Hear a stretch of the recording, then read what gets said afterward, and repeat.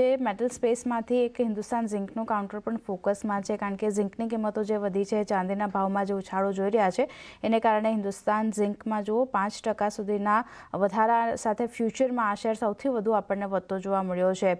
શું વિગતો છે અને બ્રોકરેજ રિપોર્ટ પણ આવ્યા છે, શું માહિતી છે એની લઈએ સહયોગી શ્રદ્ધા આપણી સાથે જોડાઈ ગયા છે। શ્રદ્ધા, ગુડ આફ્ટરનૂન। જણાવો, હિન્દુસ્તાન ઝિંક શું બ્રોકરેજ રિપોર્ટ આવ્યા છે?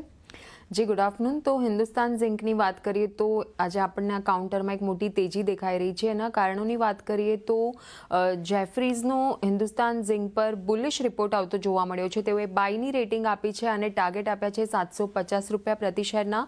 તેઓનું કહેવું છે કે ચાંદી અને ઝિંકની કિંમતોમાં આપણને લગાતાર તેજી જોવા મળી રહી છે। 4 વર્ષની ઊંચાઈથી પણ વધુ અત્યારે આપણને ઝિંકના ભાવ પહોંચતા જોવા મળી રહ્યા છે અને ઝિંકની સ્પોટ પ્રાઇસ જે છે તે Q1ના એવરેજથી અત્યારે 15% ઉપર આપણને ટ્રેડ કરતા જોવા મળી રહ્યા છે અને ચાંદીના ભાવ જુલાઈના નીચલા સ્તરેથી જે આપણે જુલાઈમાં નીચલા સ્તર જોયા હતા લોવર બોટમ ત્યાંથી 23% સુધી સુધરતા જોવા મળ્યા છે અને 2026માં ઝિંકની સપ્લાયમાં કમી જોવા મળી શકે એવા પણ અનુમાન બનતા દેખાઈ રહ્યા છે અને FY 27-28માં ઝિંકના ભાવ $3,615થી લઈને $3,700 પ્રતિ ટન થવાની પણ સંભાવના છે અને હિન્દ ઝિંકના FY 27થી લઈને 29 માટે EPS અનુમાન જે છે તે તેઓએ 10થી લઈને 11%ની રેન્જ સુધી વધાર્યા છે। તો આ રીતે ઓવરઓલ જે બુલિશ રિપોર્ટ છે હિન્દુસ્તાન ઝિંક પર, તેના લીધે સ્ટોકમાં પણ એક આજે આપણને સારી એવી ખરીદદારી આ કાઉન્ટરમાં જોવા મળી રહી છે।